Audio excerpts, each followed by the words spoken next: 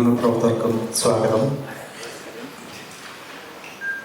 ID എന്ന് പറയുന്ന സിനിമയെക്കുറിച്ച് പറയുകയാണെങ്കിൽ ഈ പടത്തിൻ്റെ സബ്ജക്റ്റ് പറയുകയാണെങ്കിൽ സോഷ്യൽ മീഡിയയിൽ കൂടി ഇന്ന് നടന്നുകൊണ്ടിരിക്കുന്ന ദുരുപയോഗം ചെയ്യപ്പെടുന്ന വിഷയമാണ്. നമുക്കറിയാം, ഫേസ്ബുക്ക്, ഇൻസ്റ്റാഗ്രാം തുടങ്ങിയ എല്ലാ സോഷ്യൽ മീഡിയകളിലും അഡൽട്ടായിട്ടുള്ള പല വിഷയങ്ങളും കടന്നു വരുന്നുണ്ട്. ശരിക്കും പറഞ്ഞാൽ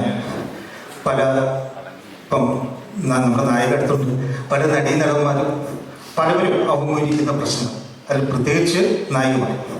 നമുക്കറിയാം, എനിക്ക് പേജ് പറയാൻ ബുദ്ധിമുട്ടുണ്ട്. ഇതിലൊരു പേജ് ഞാൻ കണ്ടെത്തുകയും ആ പേജിൻ്റെ പുറകെ നടന്ന് കണ്ടെത്തിയ ഒരു വിഷയമാണ്. ശരിക്കും പേജ് പറയുന്നത് എന്നാലും പറയാം, നടികൾ വെടികൾ എന്ന് പറഞ്ഞൊരു പേജ്. ആ പേജിൻ്റെ അതിൽ നടക്കുന്ന കുറേയധികം പ്രശ്നങ്ങൾ സത്യം പറഞ്ഞു കഴിഞ്ഞാൽ ഇവിടെ ഒരു സോഷ്യൽ മീഡിയയിൽ വലിയൊരു സെക്സ് മാർക്കറ്റ് നടക്കുന്നുണ്ട്.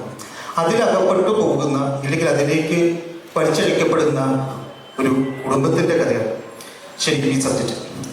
അതിൽ ഭാര്യയായിട്ട് ദിവ്യ പിള്ളയും ഹസ്ബൻഡായിട്ട് ധ്യാൻ ചേട്ടനുമാണ്. അപ്പം അവർ അഭിമുഖീകരിക്കുന്ന വിഷയം, അതിൻ്റെ സൊല്യൂഷൻ, അതൊക്കെയാണ് ഈ സബ്ജക്റ്റ് സംസാരിക്കുന്നത്. ശരിക്കും പറഞ്ഞു കഴിഞ്ഞാൽ ഒരുപാട് ഈ കഴിഞ്ഞിടയിൽ തന്നെ മാധ്യമപ്രവർത്തകരെ നിങ്ങൾക്കറിയാം, ഒരുപാട് വിഷയങ്ങൾ കൊച്ചിയെ സംബന്ധിച്ച് മുന്നോട്ട് വന്നിട്ടുണ്ട്. ഈ പ്രശ്നങ്ങൾ തന്നെ, അതിൽ പല പ്രശ്നം, ഇത് തന്നെ ഒരു പെൺകുട്ടിക്ക് നടന്നൊരു പ്രശ്നം. ആ പെൺകുട്ടി പറഞ്ഞിട്ടാണ് ഞാൻ ഈ പേജ് വഴി പോയത്.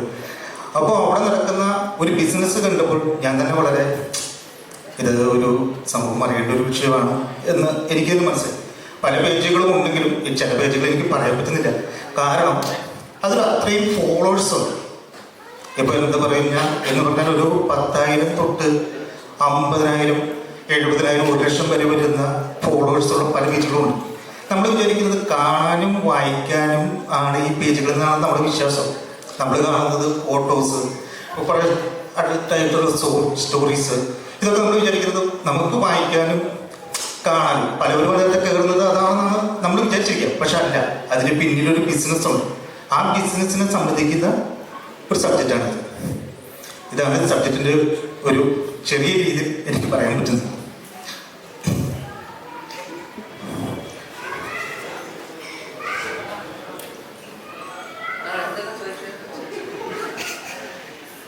എനിക്ക് എന്തിനും വേണമെങ്കിൽ ചോദിക്കും.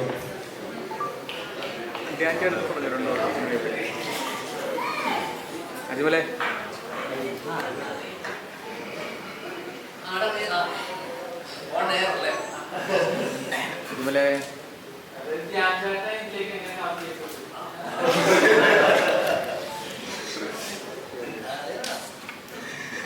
ശരിക്കും പറഞ്ഞാൽ നമ്മുടെ രാജമാണിക്യ സിനിമയില് ഒരു പാതിരാത്രി ചെന്നിട്ട് ചേട്ടാ ഈ ഒരു സിനിമയുടെ കഥ പറയാൻ പറ്റില്ല. അപ്പൊ ചേട്ടൻ നല്ല ഉറക്കത്തിലാണ്. അപ്പൊ രാവിലെ സുരേഷനാണ് പറഞ്ഞത് രാവിലെ നമുക്ക് പോയി കാണാം. ഞാൻ ചെല്ലുമ്പം സ്ക്രിപ്റ്റ് ഓൾറെഡി അയച്ചു കൊടുത്തിട്ടുണ്ടായിരുന്നു. അപ്പം സുരേഷിന്, എൻ്റെ കൺട്രോളർ സുരേഷനാണ് അയച്ചു കൊടുത്തത്. അത് കഴിഞ്ഞിട്ട് ഞങ്ങൾ രാവിലെ കഥ ഓക്കെ ആണോ എന്ന് അറിയണമല്ലോ. രാവിലെ 9 മണി ആയപ്പോൾ കൂടി ചെന്നു. അപ്പൊ സുരേഷ് നമ്മുടെ ഞാൻ ചെന്ന് നമ്മുടെ ഷട്ടിൽ ബാറ്റ് വെച്ചിട്ടില്ല, തടി കുറയ്ക്കാൻ വേണ്ടിയിട്ട് വീട്ടില്. അപ്പൊ ഞാൻ ചെന്നപ്പോഴാണ് പുള്ളി വായിച്ചിട്ടൊന്നുമില്ല. 1 മണിക്കൂർ വെയിറ്റ് ചെയ്യുന്ന പറഞ്ഞ് ഞാനും സുരേഷനും പിന്നെ എൻ്റെ ഒരു ചെറിയുണ്ട് ഷട്ടിൽ വെച്ചിട്ടിരിക്കുന്നു. ഇല്ല, ഞാൻ സുരേഷിനും കൂടി വന്നത്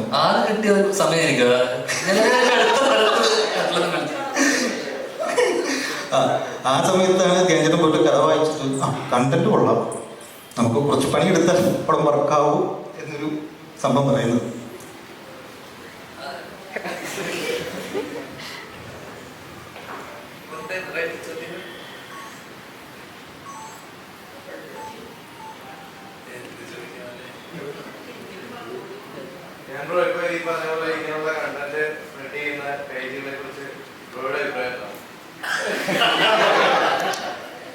വളരെ നല്ല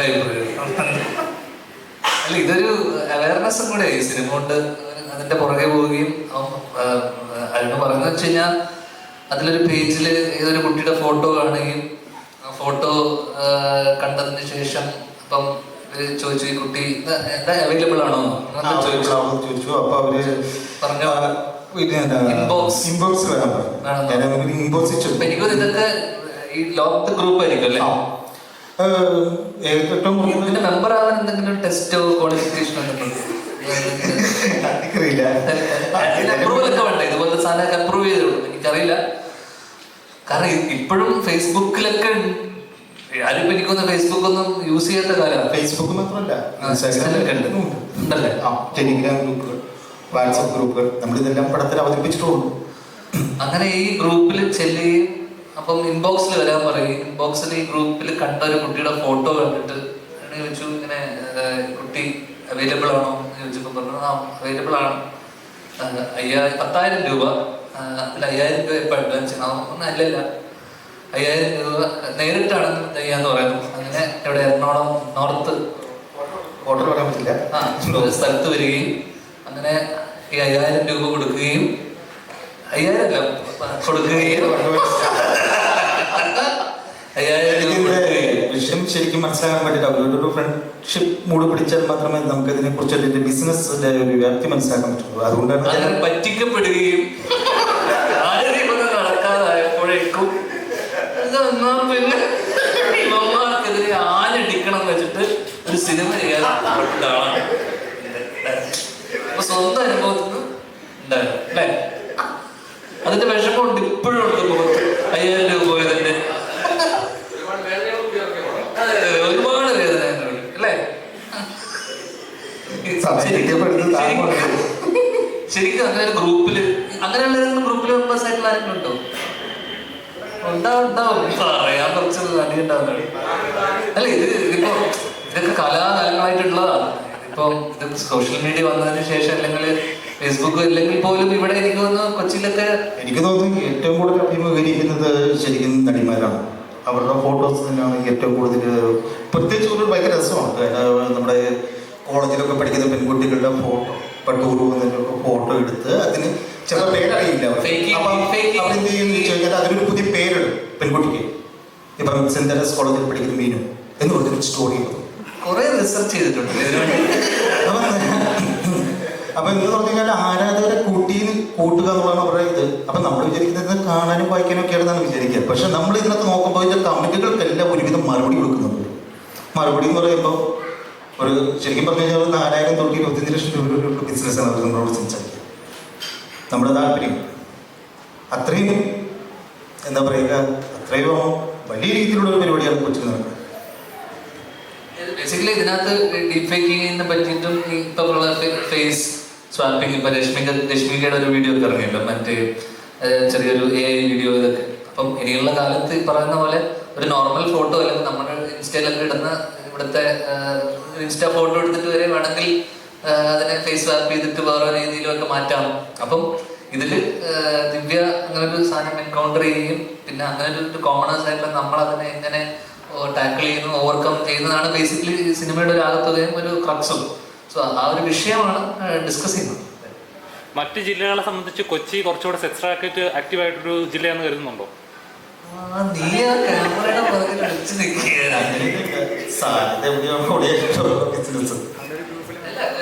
മറ്റു ജില്ലകളെക്കാളും കൂടുതൽ സെക്സ് റാക്കറ്റ് ആക്റ്റീവ് ആയിട്ടുള്ള അല്ലെങ്കിൽ ഇങ്ങനത്തെ കാര്യങ്ങൾ കൂടുതൽ നടക്കുന്നത് കൊച്ചിയിലാണെന്ന് വിശ്വസിക്കുന്നുണ്ടോ? അത് പ്രശാന്ത് മറുപടി. ഞാൻ ഇത് എന്താ സംഭവം അറിയാൻ വേണ്ടിയിട്ടായി സിനിമയിൽ അഭിനയിച്ചത്. അതിൽ പറഞ്ഞു കേട്ടാൽ നിന്ന് ഇത് നിങ്ങളുടെ കഥയാണ്, നമ്മളുടെ കഥയാണ്. പ്രമോദേട്ടൻ അങ്ങനെയൊന്നുമില്ല. ഈ സൈബർ വേൾഡ് എന്ന് പറയുന്നത് എല്ലായിടത്തും ഒരുപോലെ പരന്ന് കിടക്കുന്നത് പോലെ തന്നെ എല്ലാ സ്ഥലങ്ങളിലും ഇതിന്റെ തോത് ഒരുപോലെ ആയിരിക്കണം. അതിന് അത് അന്വേഷിച്ച് കണ്ടുപിടിക്കേണ്ടത് നിങ്ങളെപ്പോലുള്ള മാധ്യമ പ്രവർത്തകരും ഇവിടുത്തെ നിയമ പാലകരുമാണ്. പക്ഷെ ഇത് അറിയാത്തൊരു മേഖല ഇപ്പം അരുൺ പറഞ്ഞപ്പോഴാണ് മനസ്സിലായത്. നമ്മൾ വെറുതെ കണ്ട് വിട്ടുപോകുന്ന പല കാര്യങ്ങൾക്ക് പിന്നിലും വലിയൊരു ബിസിനസ് ഒളിഞ്ഞിരിപ്പുണ്ടെന്നുള്ളത്. അപ്പൊ അത് എന്തൊക്കെയാണെന്ന് ജനങ്ങൾ തിരിച്ചറിയുന്നത് നല്ലതാണ്. അപ്പൊ ഇതുപോലത്തെ ഒരു സിനിമ അതിന് പ്രയോജനപ്പെടട്ടെ. ദിവ്യ, മലയാളത്തിൽ വളരെ ചുരുക്ക ചിത്രങ്ങളിലാണോ ഉള്ളത്, പക്ഷെ എപ്പോഴും ഒരു പാൻ സ്റ്റാർ ആയിട്ടാണ് അറിയപ്പെടുന്നത്. അപ്പോൾ ഈ ഒരു മലയാളത്തിൽ ചിത്രം ചൂസ് ചെയ്യുമ്പോൾ ചെയ്യുന്ന കഥാപാത്രം അത്ര ഡെപ്ത് ഉണ്ടാവുമെന്ന് ചിന്തിക്കായിരിക്കും. ഇപ്പോൾ ഇതിനകത്തുള്ള ഐഡിയയുടെ കഥാപാത്രത്തോളം ഡെപ്ത് ഉണ്ട്. ഇത് ആ വിക്ടിം ഫേസ് ചെയ്യുന്നതിൻ്റെ ആ ഒരു ബുദ്ധിമുട്ടും ഒക്കെ ആണ് ഈ സിനിമയിലെ എൻ്റെ ക്യാരക്ടറിൽ പോർട്രേ ചെയ്യണത്. അപ്പോൾ ഐ മീൻ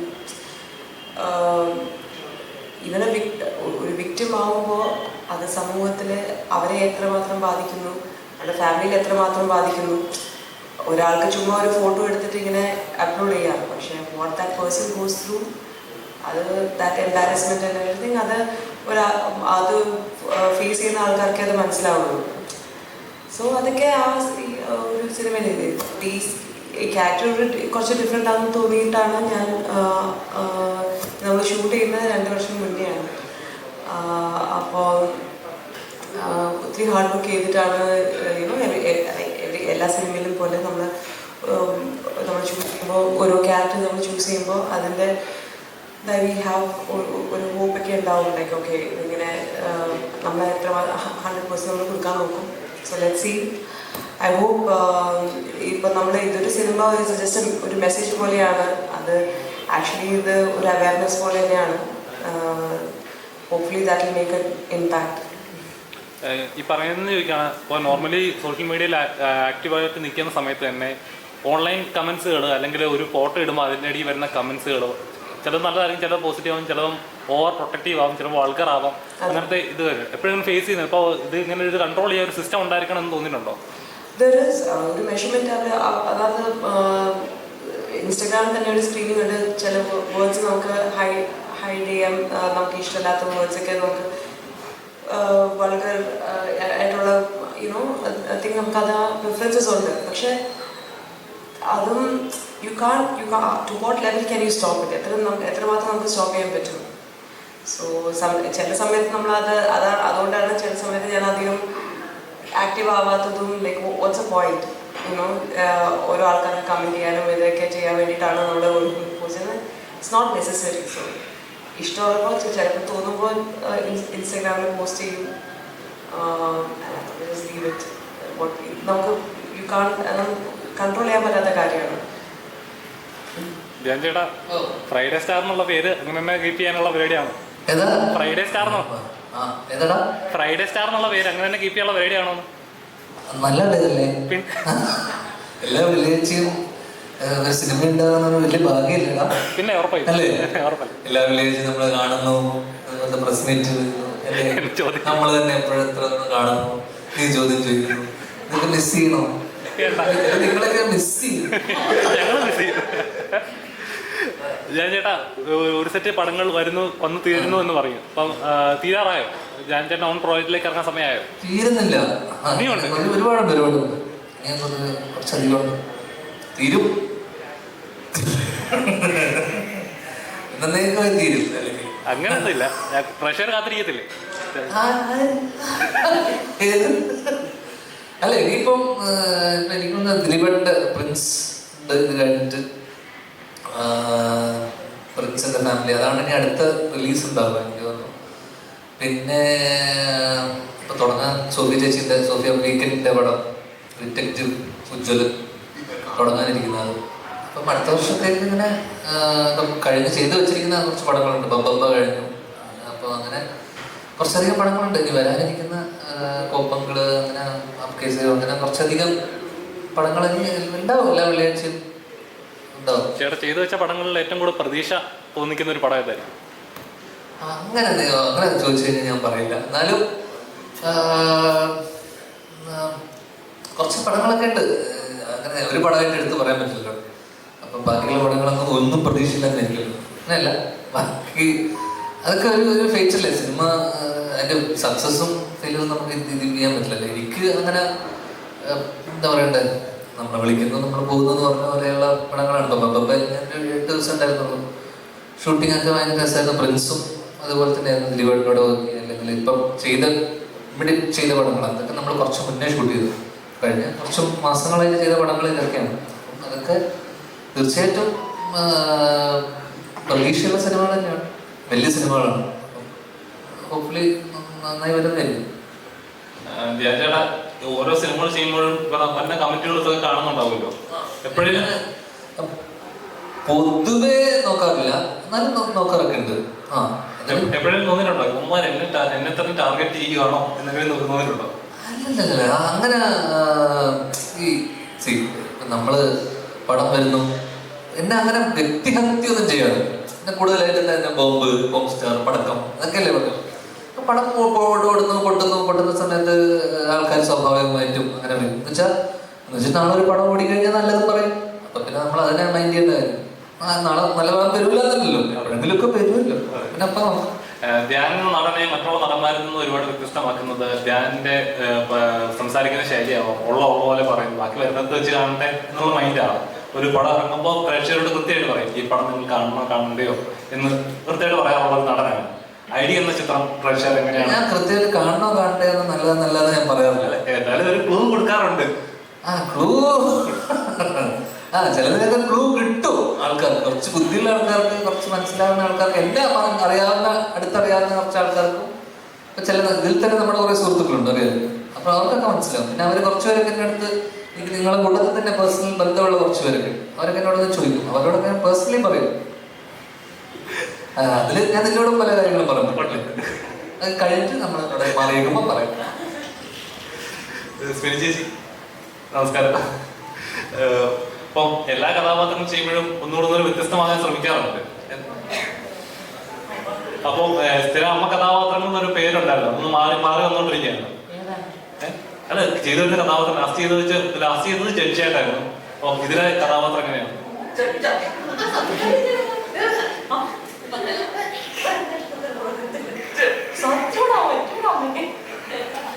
വിശ്വാസം എടുത്തില്ലേ? കണ്ടു ഞാൻ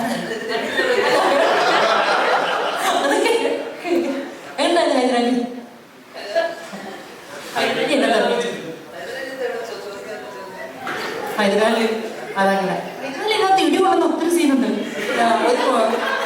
തുടക്കത്തില് ആണോ? അല്ല, അറിഞ്ഞു കൊടുത്തോ എങ്ങനെയുണ്ടായിരുന്നു? പിന്നെ പറയാം എന്താ ചോദിച്ചത്? ഈ സിനിമയിലെ കഥാപാത്രം അതന്നെ എന്നോട് ഈ കഥാപാത്രം അടുക്കള അത്രേ ഉള്ളൂ. അല്ല, എപ്പോഴും നമ്മൾ സംസാരിച്ചപ്പോൾ പറഞ്ഞു കേട്ടിട്ടുണ്ട് എനിക്ക് വേറൊരു കഥാപാത്രം ചെയ്യാൻ താല്പര്യമുണ്ട്. ഇന്ന് ഈ അടുക്കള പുറത്തല്ലേ നമ്മ കഥാപാത്രം ഇന്റർവ്യൂല്ലേ പ്രസ് മീറ്റ് ആണ്. അതായത് സ്ഥിരം കഥാപാത്രം പോലെ അമ്മ കഥാപാത്രം അടുക്കള പുറത്ത് മാത്രം നിൽക്കുന്ന കഥാപാത്രങ്ങളല്ലാതെ എനിക്ക് വേറെ. നീ അതിനോട് പറഞ്ഞേ ചേച്ചി ഇങ്ങനെ ചെയ്താൽ മതിയോ, കഥാപാത്രം മാറ്റി ചെയ്യേണ്ടത് ആഗ്രഹമുണ്ട് കിട്ടണ്ടേ. നമുക്ക് ഡിമാൻഡ് ഇടാനൊന്നും പറ്റത്തില്ല. നമ്മൾ തുടങ്ങുക നമുക്ക് കിട്ടുന്ന കഥാപാത്രത്തിൽ എന്തെങ്കിലുമൊക്കെ വ്യത്യസ്തത കൊണ്ടുവരാൻ നോക്കാം. ഞാൻ ഇപ്പൊ കുറച്ച് മുമ്പ് ഒരു പണി എനിക്ക് വില്ലൻ വേഷമൊക്കെ കിട്ടും. പക്ഷെ നമുക്ക് ഈ അടുക്കളയിൽ ചോറിനകത്ത് വിഷം ഒഴിച്ച് അതായിരിക്കും എന്റെ വില്ലൻ വരാൻ പോകുന്നത്. അങ്ങനെയൊക്കെ വരാൻ ചാൻസ് ഉള്ളൂ എന്ന് പറഞ്ഞായിരുന്നു. പിന്നെ നിങ്ങൾ മുമ്പ് ചോദിച്ചിരുന്ന ഒരു ഉത്തരവാദിത്തം, ഈ മീഡിയ ഇതില്ലേ, നിങ്ങളിടുന്ന ക്യാപ്ഷൻ ഒന്ന് വൃത്തിയാക്കുവാണെങ്കിൽ ഞങ്ങൾക്ക് കിട്ടുന്ന തെറിയും കുറയും, വീട്ടിലിരിക്കുന്നവരുടെ തുമ്മലും കുറയും. ക്യാപ്ഷനൊക്കെ ഒന്ന് വൃത്തിയാക്കി അത് നിങ്ങൾ എല്ലാവരും കിട്ടിയ സമയത്താണ് പറയാം. ക്യാപ്ഷൻ അത് നോക്കിയിട്ട് കാണാതെ തെറിയോ അവരുടെ അന്നതിലെ ആൾക്കാർ കാണത്തില്ല. നമ്മളങ്ങനെ ഞാനിത് ജോലി ചെയ്യണം, ഞാനും അങ്ങനെയൊക്കെ തമ്മിലുണ്ട്. കേട്ടോ ഇച്ചിരിയൊക്കെ പറ പ്രശാന്തിനോട്. ചേട്ടാ ഈ സിനിമയിലെ കഥാപാത്രം കുറച്ച് വില്ലനാണോ? അതെ, ഇതിലും വില്ലൻ തന്നെയാണ്. അല്ല, വില്ലനല്ല, വില്ലനായി തോന്നുകയാണ് ഓരോ ക്യാരക്ടേഴ്സ് വരുമ്പോഴത്തേക്ക്. ഫൈനലി ചേച്ചി പറഞ്ഞ പോലെ തന്നെ എനിക്ക് കിട്ടുന്ന ക്യാരക്ടേഴ്സ് ചോദിച്ചു മേടിക്കാൻ പറ്റില്ലല്ലോ. നമുക്ക് വരുന്ന എന്താണോ അത് ചെയ്യാന്നുള്ളതാണ് എൻ്റെ ഉത്തരവാദിത്തം.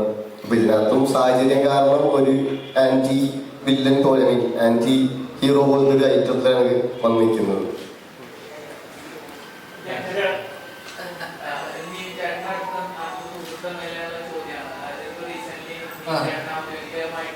അതെന്തായിട്ട്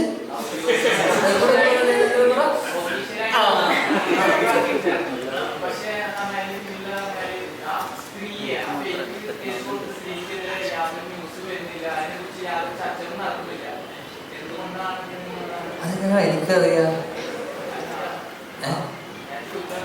അതെന്തുകൊണ്ടായിരിക്കും? നിനക്ക് എന്താ പറഞ്ഞത്?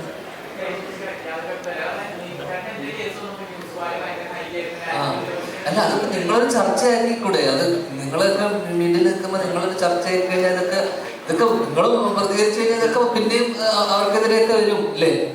ഞാൻ ചോദിക്കുന്ന വെച്ചാ ചേട്ടൻ അവർക്കെതിരെ കേസ് കൊടുത്തു? ആ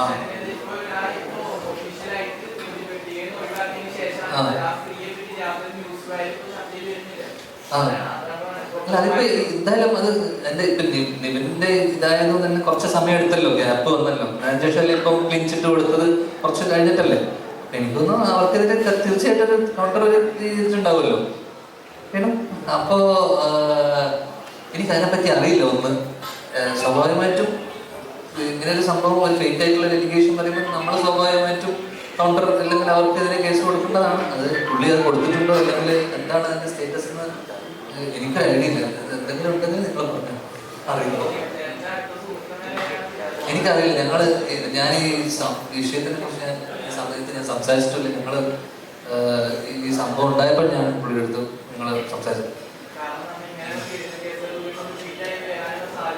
അല്ല അത് പുള്ളിയുടെ അടുത്ത് ചോദിക്കണം. പുള്ളി നിങ്ങൾ അടുത്ത ഏതെങ്കിലും ഒരു പ്രസിഡന്റ് വരുമ്പോൾ നിങ്ങൾ ഡയറക്റ്റ് പുള്ളിയുടെ അടുത്ത് തന്നെ ചോദിക്കുന്നതായിരിക്കും. എനിക്ക് അതിനെക്കുറിച്ച് അറിയില്ല.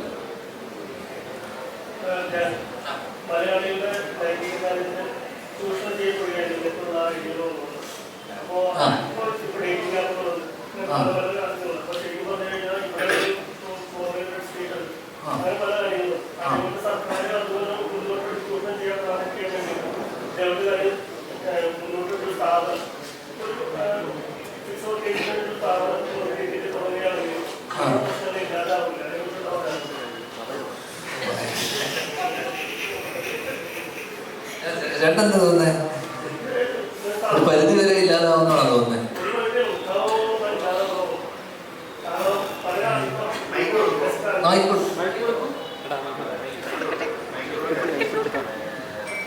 ഇപ്പൊ തന്നെ ബസ് സ്റ്റാൻഡുകൾ, റെയിൽവേ സ്റ്റേഷനുകൾ, ഇപ്പൊ പാലത്തിന്റെ മുകളിൽ, പാലത്തിന്റെ അടിയിൽ, അങ്ങനെയൊക്കെ നമ്മൾ പല പല ലേഡീസ് പോകുമ്പോൾ സുരക്ഷിതരല്ലാതെ നമുക്ക് തോന്നുന്നുണ്ട്.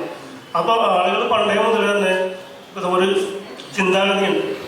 ഇപ്പോൾ ബസ് സ്റ്റാൻഡിൽ ഒറ്റയ്ക്ക് നിൽക്കുന്ന ലേഡി അല്ലെങ്കിൽ റെയിൽവേ സ്റ്റേഷനിൽ ഒറ്റയ്ക്ക് നിൽക്കുന്ന ലേഡി, അവരൊക്കെ നിൽക്കുന്നത് സെക്സ് കേസ് ആണോ അല്ലയോ എന്നുള്ളവർക്ക് അറിയാൻ പറ്റില്ല. ശരിക്കും പറഞ്ഞ സ്ഥാപനങ്ങൾ ഉണ്ടെങ്കിൽ ശരിക്കും ഇത് കുറയില്ലേ എന്നാണ് ഞാൻ ചോദിക്കുന്നത്. കുറയില്ലേ? നമുക്കിപ്പോ അത് ഭയങ്കര ഹൈപ്പോത്തറ്റിക്കലായിട്ടുള്ള സാധനമല്ലേ. കുറയോ കൂടുവോ എന്നൊന്നും പറയാൻ പറ്റില്ല. ഒന്ന് നമ്മുടെ നിയമവ്യവസ്ഥയിൽ അങ്ങനെ ഒരു സാധനം ഇത്തരത്തിൽ അലോ ചെയ്യുന്നില്ലല്ലോ. ഇപ്പൊ റെഡ് സ്ട്രീറ്റ് പോലും അത് ലീഗലായിട്ട് ഫംഗ്ഷൻ ചെയ്ത ഓപ്പറേഷൻ ആയിട്ട് ഇപ്പോൾ കൊൽക്കത്തയിലുണ്ട് ഇതേ സെയിം സാധനം. അതായത് കമഞ്ചി സാധനം അല്ലേ, റെഡ് സ്ട്രീറ്റ് ഉണ്ട്. ഞാൻ പറഞ്ഞ ചില രാജ്യങ്ങളിൽ ഇപ്പം ആംസ്റ്റർഡാമിൽ ലീഗലാണ്, സെക്സ് ടൂറിസം ഉണ്ട് അവിടെ, തായ്ലൻഡിൽ സെക്സ് ടൂറിസം ഉണ്ട്. ചില രാജ്യങ്ങളിൽ അതുണ്ട്, അവരതിനെ പ്രൊമോട്ട് ചെയ്യുന്നുണ്ട്. നമ്മുടെ രാജ്യത്തിന്റെ നിയമവ്യവസ്ഥയിൽ അങ്ങനൊരു സാധനം അത് മോറലായിട്ടാണ് കാണുന്നത്. അപ്പോൾ ഇത് കുറയോ അല്ലെങ്കിൽ ഇതൊരു ഡിസ്കഷനാക്കി വെച്ചിട്ട് നമ്മൾ ഇടക്കാലത്ത് മറ്റേ കഞ്ചാവ് ലീഗലൈസ് ചെയ്യണം. കഞ്ചാവ് ഏകദേശം 40ഓളം രാജ്യങ്ങളിൽ ലീഗലൈസ് ചെയ്ത് റിക്രിയേഷൻ ഡ്രഗ് ആയിട്ട് കാണുന്നത്. അതിന് ഡിപ്രഷൻ അടക്കം പ്രിസ്ക്രിപ്ഷൻ അല്ലെങ്കിൽ പ്രിസ്ക്രിപ്ഷൻ ഉണ്ടെങ്കിൽ മരുന്നായിട്ട് പോലും സജസ്റ്റ് ചെയ്തിരുന്നാൽ കഞ്ച. അപ്പോൾ മരുവാന, മെഡിക്കൽ മരുവാന എന്ന് പറഞ്ഞിട്ട് ഇതിനെ വിളിക്കുന്നു. അപ്പം ഇത് കൂടുവോ കുറയോ എന്ന് പറയുമ്പോൾ നമുക്കതിനെ ഇപ്പോഴുള്ള അവസ്ഥയിൽ നമുക്കത് കൂടുവോ കുറയോ എന്ന് നമുക്ക് പറയാൻ പറ്റില്ല. പക്ഷെ ഇവിടുത്തെ സിസ്റ്റം അതിനെ അനുവദിക്കാത്തടത്തോളം ലീഗലായിട്ടും നമുക്കതിനെ ഒരിക്കലും പ്രൊമോട്ട് ചെയ്യാനുള്ള വകുപ്പൊന്നുമില്ല അല്ലേ? ഏതാ അത് കൂടുതലേ ഒന്നും പറയാൻ പറ്റില്ല. ഇതിപ്പം വളരെ ഇതായിട്ടുള്ള പ്രോബിലിറ്റി അല്ലേ. ചിലപ്പോൾ കൂടുമായിരിക്കും, ചിലപ്പോൾ എല്ലാവരും അവിടെ പോയിരുന്നു കഴിഞ്ഞാൽ എല്ലാ വീട്ടിലും പിന്നെ ഫാമിലിയും വീട്ടുകാർ നമ്മുടെ നാട്ടിൽ മൊത്തം പിന്നെ അവിടെ ആയിരിക്കും. പിന്നെ കുടുംബത്തിലോട്ടൊന്നും പോകില്ല, അതാ പ്രശ്നം. അതിനേക്കാൾ നല്ല എനിക്ക് തോന്നുന്നു ഇവിടുന്ന് ഒരു 3 മണിക്കൂറേ ഉള്ളൂ തായ്ലൻഡൊക്കെ. ടിക്കറ്റ് എടുത്തിട്ട് അങ്ങോട്ട് പോകുന്നതായിരിക്കും.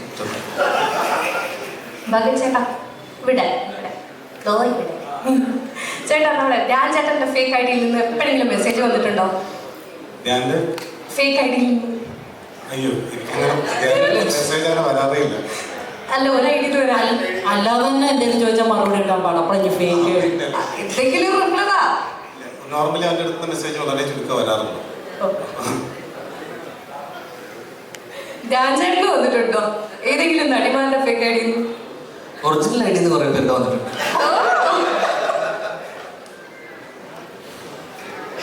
ദിവ്യ വളരെയധികം ചെയ്ത കഥാപാത്രങ്ങൾ വെച്ചു ഫുൾ ടൈം ചെയ്ത കഥാപാത്രങ്ങളിൽ കുറച്ചാണെന്ന് വളരെയധികം ചർച്ച ചെയ്തതും അല്ലെങ്കിൽ ഏറ്റവും കൂടുതൽ റീൽസിലൊക്കെ ഓടിയത് ചൊവ്വാഴ്ച സിനിമയിലെ കഥാപാത്രങ്ങൾ.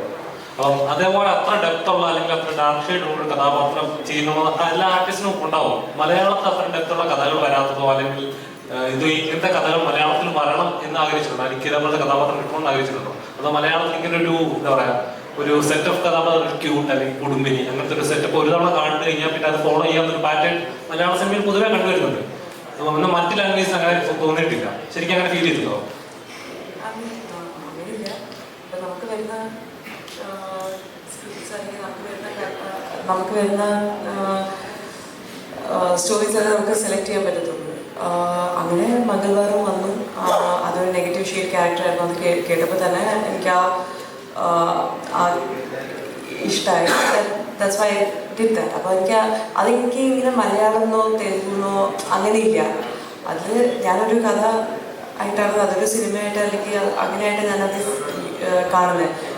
പക്ഷേ ഐ വോണ്ട് കൂടുതലും അത് പറഞ്ഞാലും മലയാളത്തിലും എനിക്ക് ആഗ്രഹമുണ്ട് നല്ല ഡെപ്തുള്ള ക്യാരക്ടേഴ്സ് വരാനായിട്ട്. ബിക്കോസ് നമുക്ക് കുറച്ചുകൂടെ കംഫർട്ട് ലൈക്ക് ലാംഗ്വേജ് കംഫർട്ടും എല്ലാം നമുക്ക് തോന്നുന്നത് നമ്മുടെ സ്റ്റോറീസ് കുറച്ചുകൂടെ റിയൽ ആണല്ലോ. അപ്പോൾ എനിക്ക് I'm looking forward to. പക്ഷേ ഇപ്പം തെലുഗുവിലിപ്പം മംഗൾവാരം കഴിഞ്ഞിട്ടിപ്പോൾ 4 പ്രോജക്ട്സ് ഇപ്പോൾ നടന്നുകൊണ്ടിരിക്കുകയാണ്. സോ ഇറ്റ്സ് അത് പക്ഷേ ഞാനൊരു സിനിമ ആയിട്ടേ കാണുന്നുള്ളൂ. ലൈക്ക് അങ്ങനെ അതൊരു വർക്കായിട്ട് ഞാൻ അങ്ങനെ കാണുന്നുള്ളൂ. പക്ഷെ മംഗൾവാരം വാസ് സ്പെഷ്യൽ. അതൊരു ഡിഫറെൻറ്റ് ക്യാരക്ടർ ആയിരുന്നു. I am glad that I did that.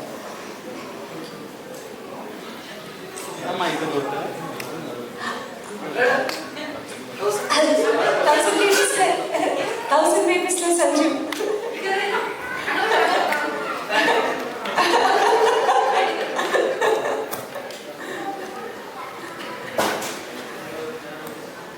Thousand ബേബീസിൽ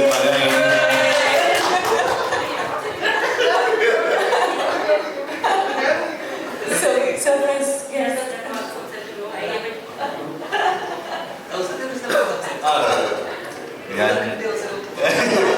ഞാൻ ഇവരെ കാണാൻ വേണ്ടി വന്നതാണ്.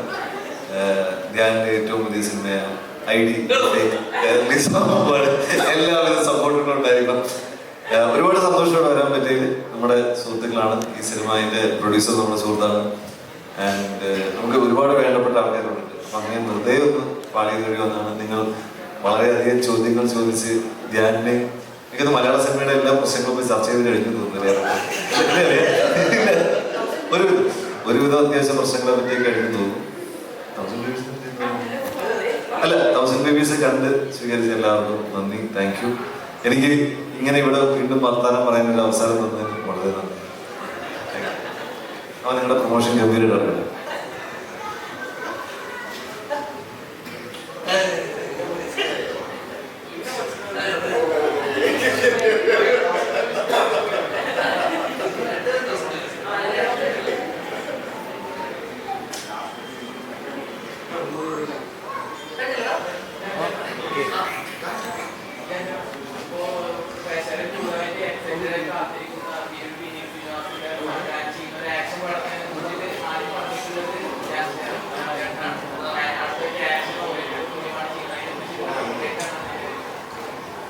അതിനെക്കുറിച്ചുള്ള അപ്ഡേറ്റ് അത് ഒക്ടോബറിൽ ഷൂട്ട് തുടങ്ങേണ്ടതായിരുന്നു.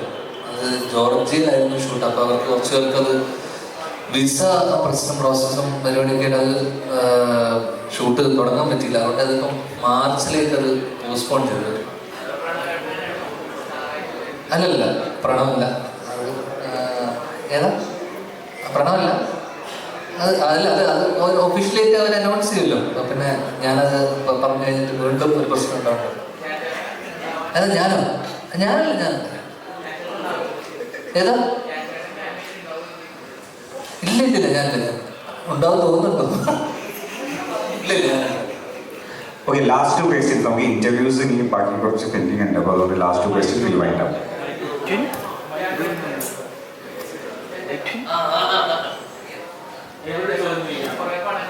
നേരത്തെ മറുപടി വന്നിട്ടുണ്ടായിരുന്നു.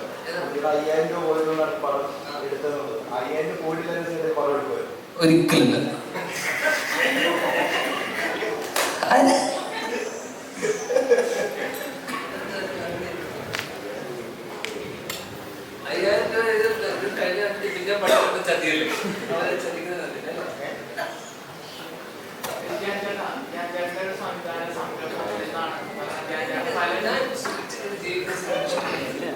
എല്ലാ ആഴ്ച സിനിമ ഇറക്കിയിട്ട്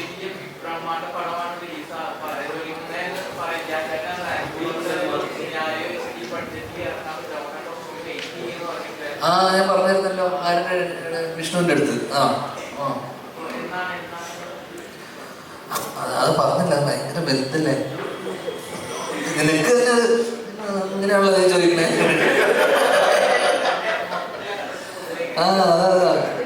അത് ഞാൻ പറഞ്ഞ അത് വലിയ സിനിമയല്ലേ, ഇപ്പൊ ചെയ്ത് തീർക്കാനോ അഭിനയിച്ച് തീർക്കാനുള്ള കുറെ സിനിമയുണ്ട്. അപ്പൊ അതൊക്കെ കഴിഞ്ഞിട്ട് പതുക്കെ മതിയടാ.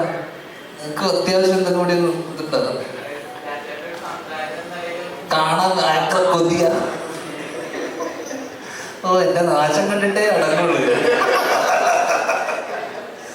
എടാ ഇപ്പോൾ അവസ്ഥയിൽ ഞാൻ അതും കൂടെ ചെയ്ത് കഴിഞ്ഞ് ഞാൻ എന്റെ ആലോചിച്ചു കൊല്ലൂലേ എല്ലാവരും കൊണ്ട് നിങ്ങളടക്കം ഇല്ലേ, അതായിട്ട് ഓടിയില്ലെന്ന് കരുതിയ തീർന്നില്ലേ.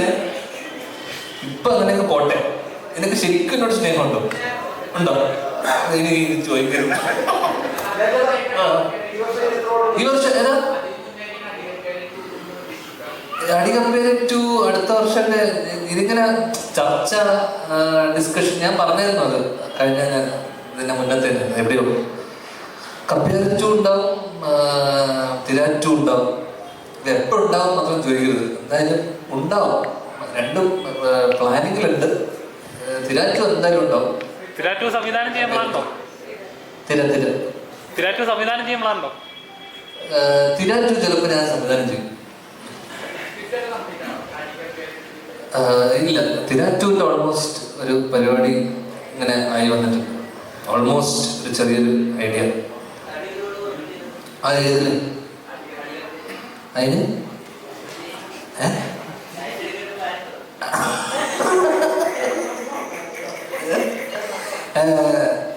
അത് ആ സമയം ആവട്ടടാ. അപ്പൊ കുറക്കൂലേ ഇല്ലേ? കുറക്കൂ.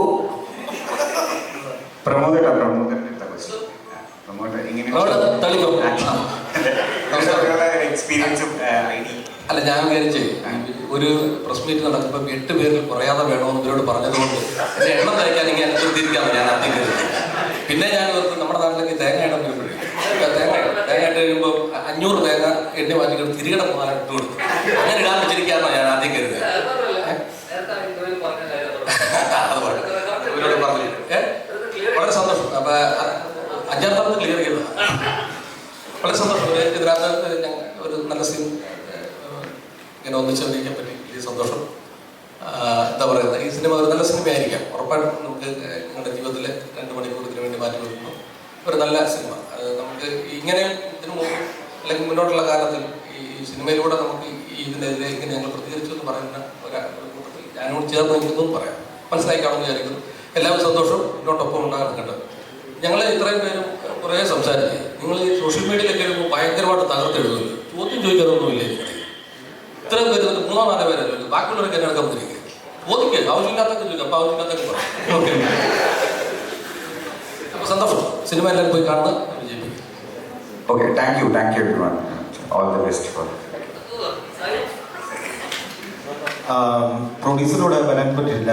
നമ്മുടെ ഈ പടത്തിൻ്റെ പ്രൊഡ്യൂസർ മുഹമ്മദ് കുട്ടി എന്നാണ്. എനിക്ക് അവസരം തന്ന മുഹമ്മദ് കുട്ടിക്ക് പ്രത്യേകിച്ചൊരു നന്ദി പറയുന്നു. എല്ലാവരും ഇവിടെ പങ്കെടുത്ത മാധ്യമപ്രവർത്തകർക്ക് എല്ലാവർക്കും എൻ്റെ നന്ദി. നമസ്കാരം.